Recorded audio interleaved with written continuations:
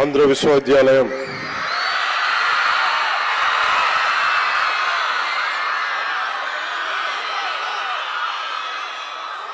నేను యువతని ఎందుకు ఇంత బలంగా నమ్ముతాను, ప్రేమిస్తానంటే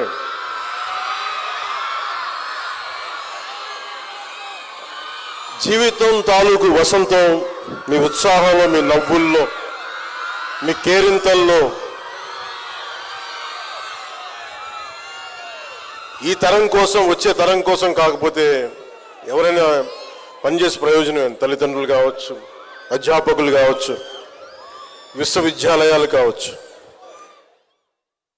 ఎవరైనా పనిచేసేది భావితరాల కోసం. భవిష్యత్తుకి సంసిద్ధం అవుతున్న ఆంధ్ర విశ్వవిద్యాలయం విద్యార్థులందరికీ శతాబ్ది ఉత్సవాల సందర్భంగా నా శుభాకాంక్షలు తెలియజేస్తున్నాను.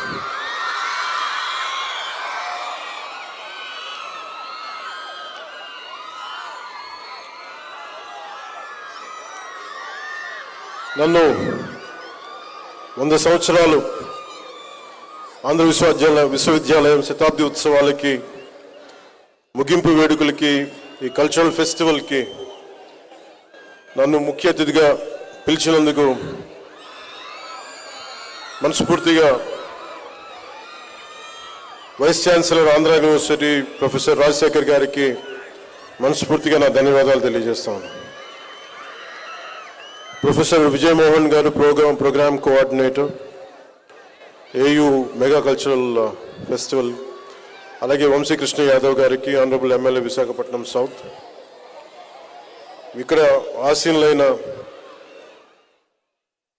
పంచకల్ల రమేష్ బాబు గారికి, సుందరపు విజయ్ కుమార్ గారికి, ప్రణవ్ గోపాల్ గారికి, అభిషేక్ కిషోర్ గారికి, ప్రొఫెసర్ శరత్ కుమార్ గారికి, తేజ్ భారత్ గారికి, ప్రొఫెసర్ విజయమోహన్ గారు, ప్రొఫెసర్ రాంబాబు గారు రిజిస్ట్రార్, ప్రొఫెసర్ పులిపాటి కింగ్ గారు, ప్రొఫెసర్ పల్లవి గారు, ప్రొఫెసర్ యుగంధర్ గారు, ప్రొఫెసర్ ఆశా ఇమాన్యుల్ రాజ్ గారికి నా హృదయపూర్వక ధన్యవాదాలు. నన్ను ఈ కార్యక్రమంలో భాగస్వామ్యం చేస్తుంది. ఆంధ్ర విశ్వకళా పరిషత్ ఈ లోగో చూస్తున్నప్పుడల్లా నేను అడిగాను, ఈ లోగో ఏంటి అంటే, నేను ఫస్ట్ టైం విశ్వవిద్యాలయంగా చూసాను కానీ ఇప్పుడు రోడ్ల మీద వెళ్తున్నప్పుడు అంత పరిషత్ కనిపించదు. ఫస్ట్ టైం మన ఆంధ్ర విశ్వకళా పరిషత్ లోగో చూస్తుంటే దీని అర్థం ఏంటి అని మొత్తం అడుగుతూ ఉంటే,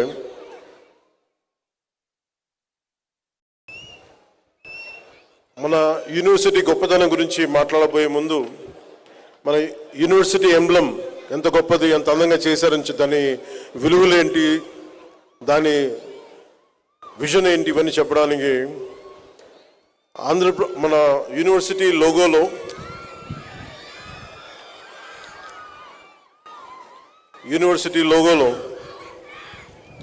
the rising sun represents the university itself, while its radiating rays symbolizes the various faculties of study spreading knowledge.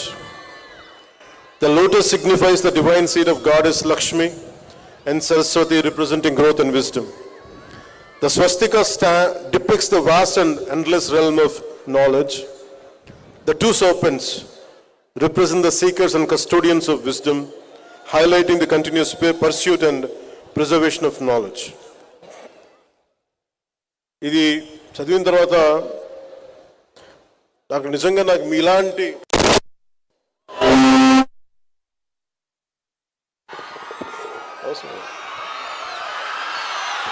Me Joshi mic కూడా వచ్చినట్టు కదిపితే గోల్ చేస్తుంది. మనం మాట్లాడుకున్నాం, ఒక సంభాషణ చేసుకున్నాం.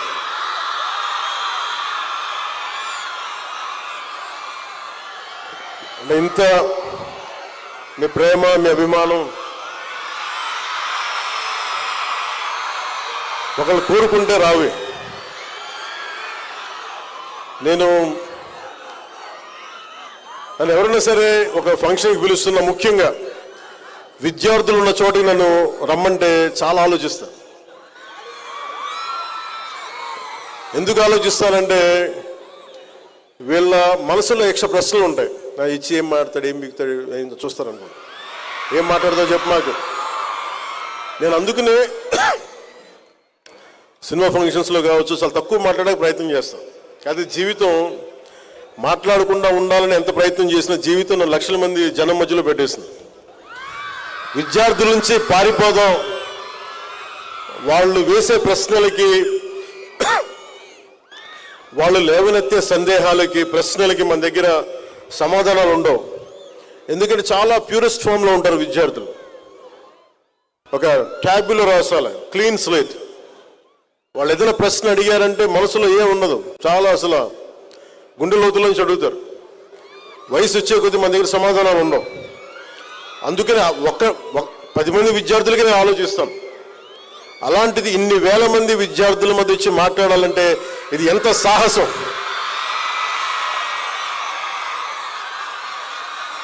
ఒక అరాచక ప్రభుత్వాన్ని ఎదుర్కోవడం కంటే కూడా చాలా సాహసం.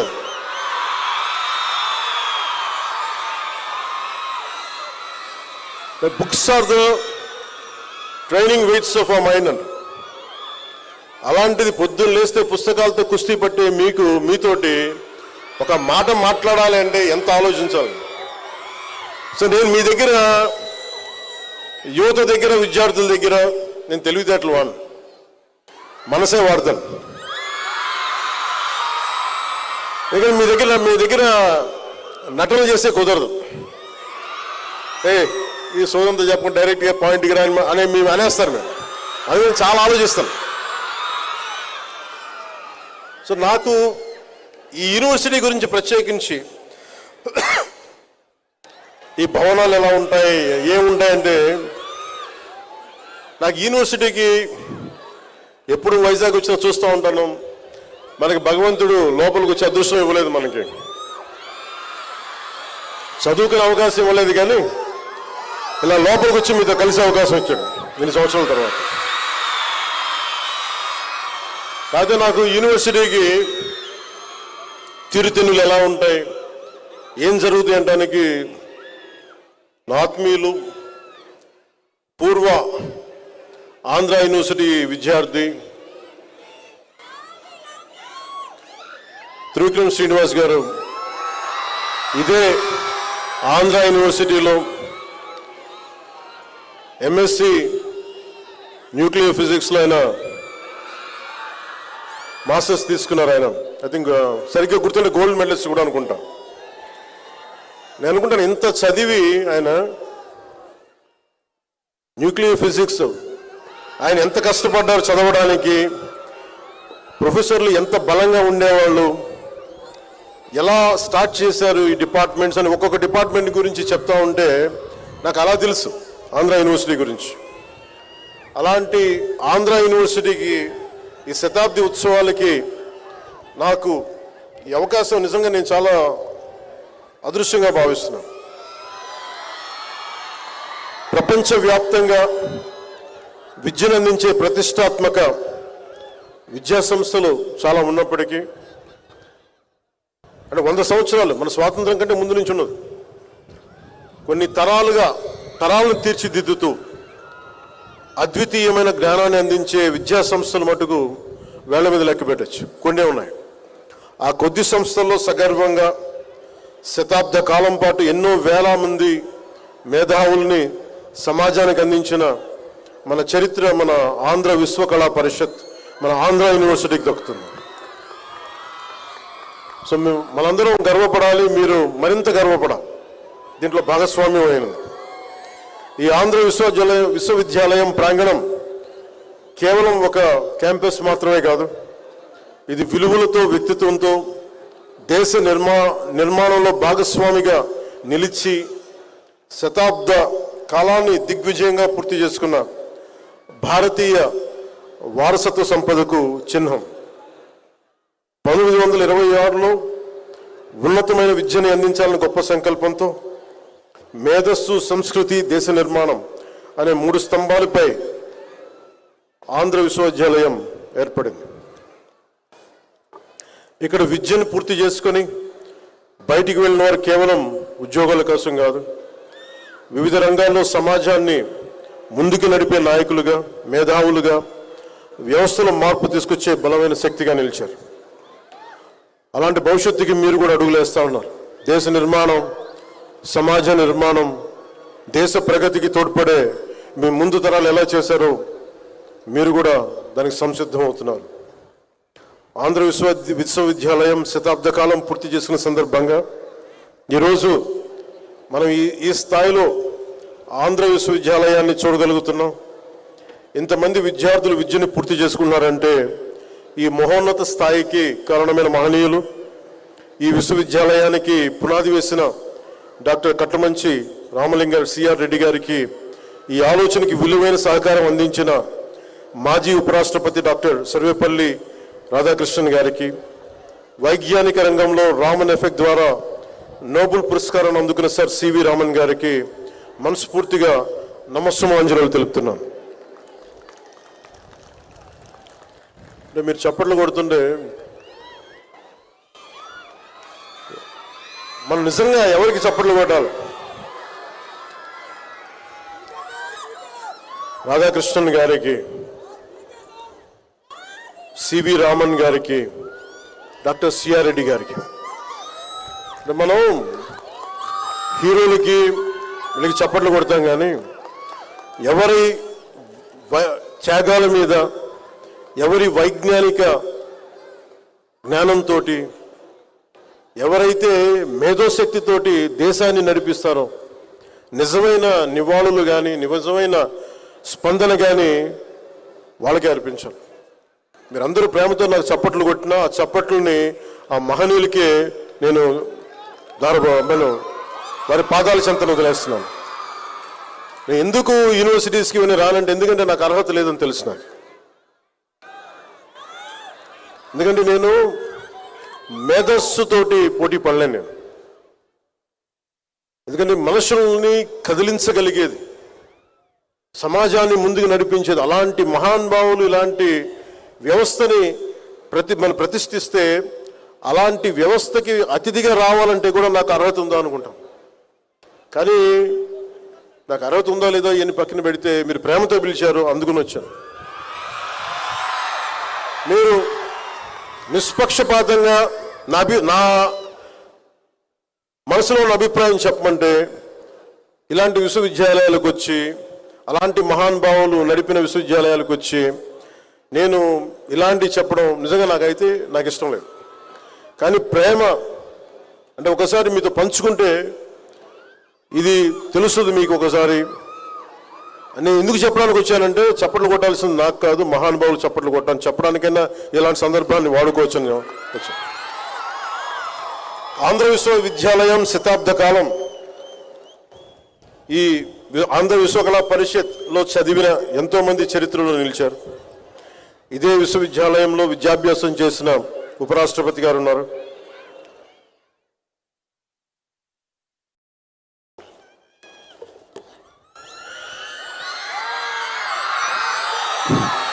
మన జీవితంలో ఎటువైపు వెళ్ళాలి అనే మార్గాన్ని ఎంచుకునే ఆలోచన మనకి చదువుతో, యూనివర్సిటీతో మొదలవుతుంది. కానీ ఆ గమ్యాన్ని ఎలా చేరుకోవాలని మనం స్వశక్తితోనే మనం నిర్ణయించుకోవాలి. మీరు కేవలం ఈ విశ్వవిద్యాలయం విద్యార్థులు మాత్రమే కాదు, మీరు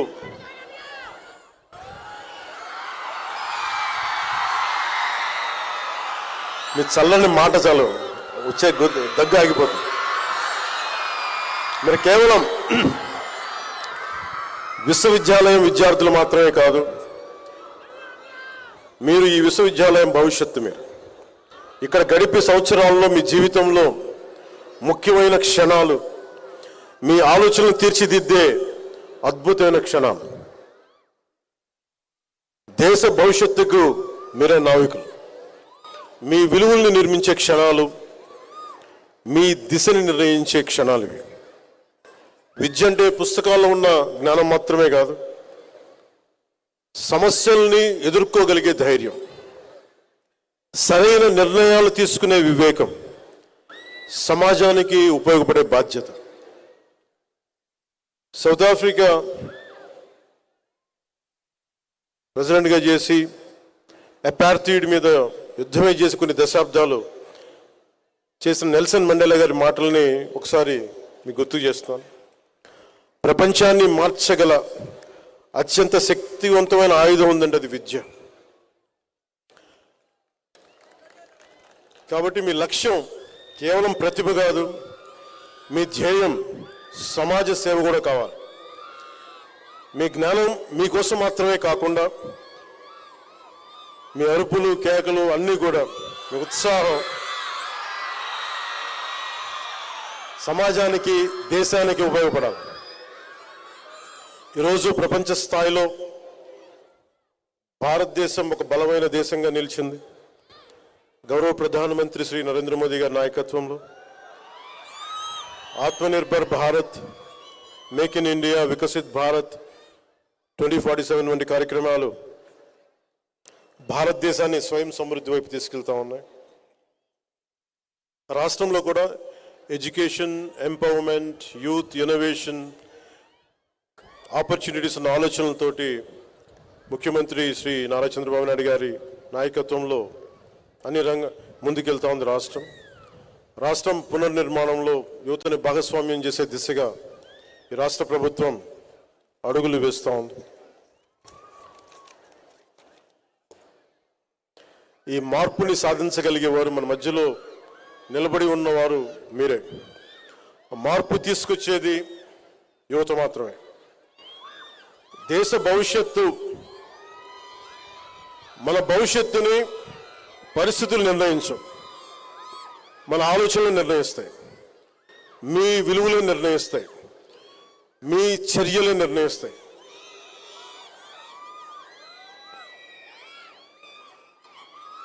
మీ విజ్ఞానం, మీ ఆలోచనలు ఇవన్నీ కూడా ఒక పరిష్కార మార్గాలుగా రూపాంతరం చెందాలి. మీ కృషి సమాజానికి ఉపయోగపడే అర్థవంతమైన మార్పు కావాలి. Your knowledge must translate into innovation, your ideals into solutions, your efforts into meaningful change that will benefit our larger society and our country. Dream with conviction, work with dedication, lead with integrity. బలమైన నమ్మకంతో కలలు కనండి. కలలు కను నీ కలల్ని తొక్కుతూ నడుస్తున్న కాళ్ళని ఖండించే వరకు కలలు కనండి. Don't stop dreaming. అందుకని బలమైన కలలు కనండి. నిరంతర కృషితోటి మీరు ముందుకు సాగండి. నిబద్ధతతోటి మీరు నాయకత్వం వహించండి. ఈ ఒక్క 4 మాటలు చెప్పి నేను ముగిస్తాను. ఇది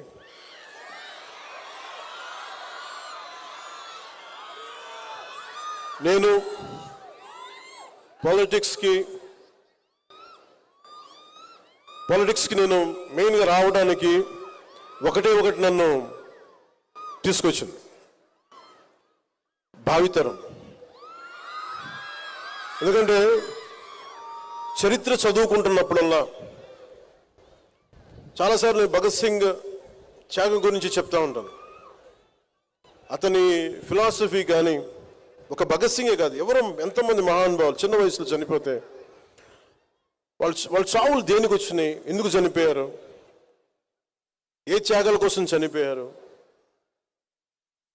ఒకసారి చదివినప్పుడల్లా, ఉదాహరణకి ఫ్రీడమ్ ఎట్ మిడ్ నైట్ అనే పుస్తకం చదివితే ఎందుకు దేశ విభజన జరిగినప్పుడు ఎలా జరిగింది, ఎంతమంది చనిపోయారు, ఎన్ని లక్షల మంది చనిపోయారు, ఎన్ని కోట్ల మంది నిరాశ్రులయ్యారు, ఇవన్నీ చదువుతున్నప్పుడల్లా స్వార్థంగా బతకలేం నిజంగా గుండెలోకి తీసుకుంటే. చదివిన చదువు వృధా కాదు. ఇప్పుడు నేను యూనివర్సిటీలకి వెళ్ళలేదు, కానీ యూనివర్సిటీలకి వెళ్ళిన పిహెచ్డి విద్యార్థులా చదువుతాను నేను కూడా ఇప్పుడు రోజు. అంటే నేను ఏం నమ్ముతానంటే పాపులారిటీ ఉండొచ్చు, కానీ పుస్తకాలని చదివి ఆ జ్ఞానాన్ని అనుభవ రూపంలో తీసుకొచ్చి అది ఒక విజ్డమ్గా మారకపోతే మటుకు మనకి లోతుపాతులు అర్థం కావు. నాకు మంచిగా జరిగింది అనుకుంటా, నేను రెగ్యులర్ కన్వెన్షనల్ ఎడ్యుకేషన్ లేకపోవడం వల్ల నాకు భయాలు లేవు. నేను అందుకనే చాలా బాధ్యతగా నేను ఒకటే అనుకున్నా, నా ఆఖరి శ్వాస వరకు భావితరాల కోసం నేను పనిచేయాలి. ఒక సినిమా చేసిన ఎందుకంటే నిన్న శృంగేరి మఠాధిపతి ఏదో స్పీచ్ చూస్తూ ఉన్నాను. నేను చూస్తూ ఉంటే ఆయన అన్నది, ఆయన మాటల్లోనే, ఏ మనిషి కూడా సంపూర్ణమైన వ్యక్తిత్వం మనకు సంపూర్ణంగా ఉండడు, మనకు నచ్చేలా ఉండడు. అంటే కంప్లీట్ అంటే 100% గుడ్ అనే పదం ఎక్కడ ఉండదు ఏ వ్యక్తిలో కూడా. కొన్ని మంచి గుణాలు ఉంటాయి, కొన్ని మనకి నచ్చని గుణాలు ఉంటాయి. ఆయన అన్నది ఏంటంటే, కనిపించే మంచి గుణాన్ని శివుడిలాగా అర్ధచంద్రాకారంతో ఎలా నెత్తి మీద పెట్టుకుంటాడు చంద్రుణ్ణి, అలాగే కనిపించని హలాహలాన్ని ఎలాగా కంఠంలో దాచుకుంటాడు. అలాగే మీకు ఏ వ్యక్తిని కలిసినా వాళ్ళలో మంచిని తీసుకోండి, మంచిని బయటికి తెలియజేయండి.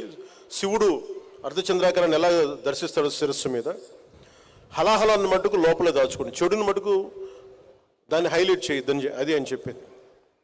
సో నేను తీసుకుంది, అందరూ నాకు నచ్చే మనుషులు ఉండరు, నచ్చే గుణాలను తీసుకుంటాను, నచ్చని గుణాలను వదిలేస్తాను. అలాగే మీరు భవిష్యత్తులో రేపొద్దున యూనివర్సిటీ నుంచి బయటికి వెళ్ళేటప్పుడు గో విత్ వన్ కమిట్మెంట్. మీకోసం ఇంతమంది ట్యాక్స్ పేయర్స్ మనీ, ఇది కొన్ని కోట్ల మంది ట్యాక్స్ పేయర్స్ మనీ. ఇది మనకి యూనివర్సిటీకి వెళ్తే ఈజీగా అన్ని జరిగిపోతాయి అనుకుంటే మనం కట్టే ఫీజులు తక్కువైనా కానీ ప్రభుత్వం ఖర్చు పెట్టే చాలా ఎక్కువ. సో ఆ చదివిన చదువుకి మీరు ఎంతో కొంత దేశానికి కానీ సమాజానికి కానీ నిజంగా మీరు చేయగలిగితే రుణం అలాగే తీర్చుకోగలం.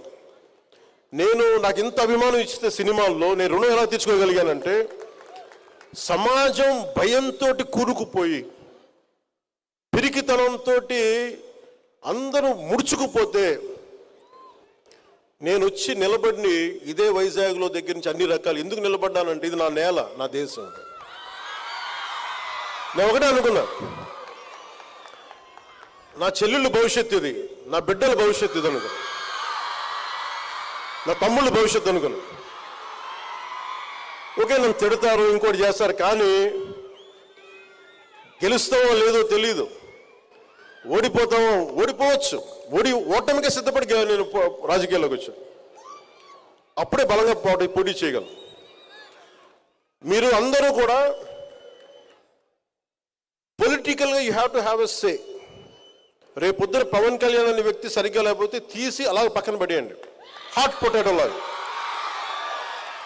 అంటే మీకు ఎందుకు చెప్తున్నానంటే, మీ భవిష్యత్తు ఎవరు నచ్చలేకపోయినా you have to have a say in day to day political affairs. అది మీరు రాజకీయాల్లోకి రావక్కర్లేదు, కానీ you have to have a say. మీరు కనుక అది చేయకపోతే మీరు చేతులు ముడుచుకొని ఎంతసేపు మన సోషల్ మీడియాలో మన యాక్టివిజం, mere యాక్టివిజం సరిపోదు. Sometimes universities should become should churn on good ideologies. I love you.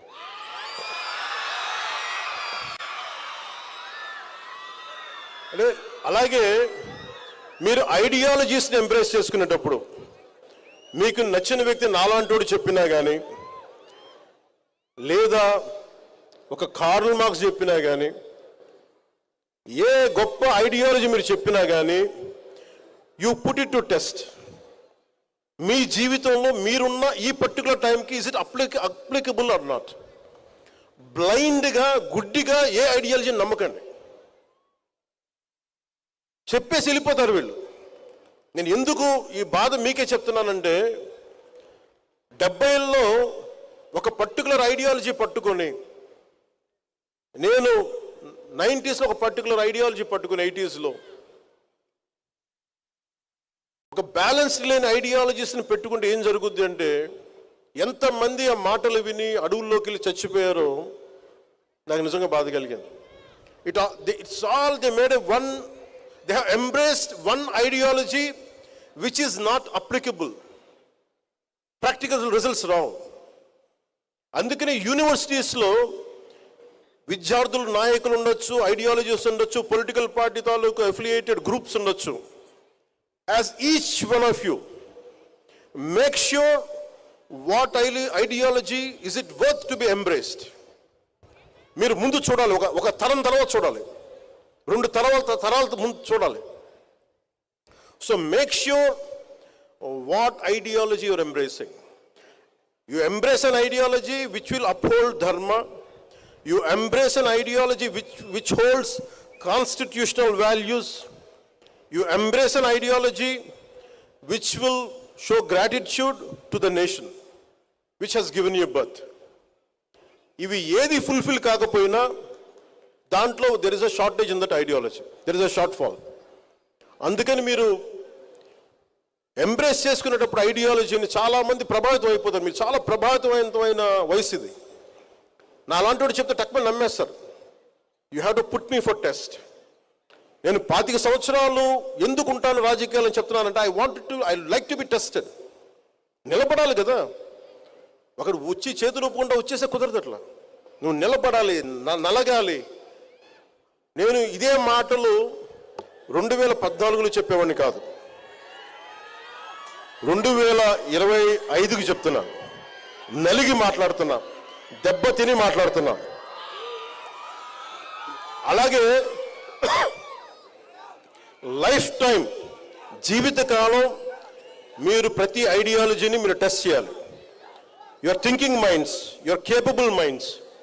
అందుకని మీరు every ideology go beyond communities, go beyond cost.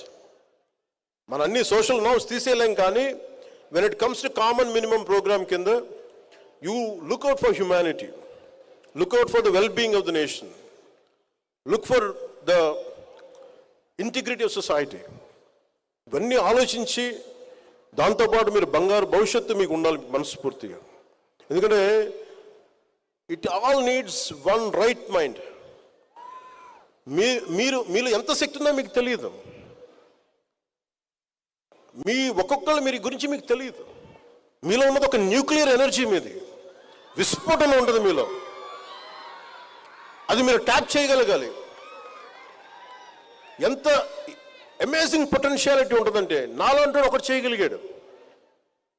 ఎప్పుడో ఒక 30-40 years బ్యాక్ నేను అనుకునేవాడిని, కలలు కానివ్వండి, నాకు ఇలా చేయాలి అంటే it all needs one thought. ఎప్పుడైతే యద్భావం తద్భవతి అనే ఒక భావాన్ని మీరు పెట్టుకుంటారో, ఒక భావాన్ని నమ్ముతారో, దట్ భావ becomes Mantra, that Mantra becomes Sadhana, that Sadhana will give you results. ఎప్పుడు మీరు ఏదైనా సరే, గుడ్ బ్యాడ్, ఏదైతే మీరు బలంగా పట్టుకుంటారో మీకు అదే ఇస్తుంది. సో అలాంటి అద్భుతంగా ఒక బలమైన ఆలోచనలతోటి, ఒక నిర్దిష్టమైన ఆలోచనలతోటి దేశానికి ఉపయోగపడేది, మీకు ఉపయోగపడేది, మీ తల్లిదండ్రుల్ని గర్వంగా మీ వైపు మీ గురించి చెప్పుకునేలాగా, మీ స్నేహితులందరూ గర్వపడాలి చెప్పుకునే భావజాలాన్ని, చదువుల్ని చదివి మీరు మన దేశానికి, సమాజానికి మీకు ఎంతో ఉపయోగపడాలి మనస్ఫూర్తిగా కోరుకుంటూ, మీకు ఇలాంటి అవకాశాలు ఇచ్చిన ఆంధ్ర యూనివర్సిటీని, ఈ ఆంధ్ర యూనివర్సిటీ జ్ఞానదీపంగా నిరంతరం ప్రకాశిస్తూ నిలవాలి. మీరు ప్రతి ఒక్కరూ ఒక బాధ్యత గల భారత పౌరులుగా, దూరదృష్టి గల నాయకులుగా, నాయకులు అంటే not just political leaders, leaders at every role, every domain ఎదగాలని ఆశిస్తూ, మీరు అద్భుతమైన విజయాలను సాధించాలని ఆశిస్తూ, మీ అందరికీ నా హృదయపూర్వక శుభాకాంక్షలు. జై భారత్, జై హింద్.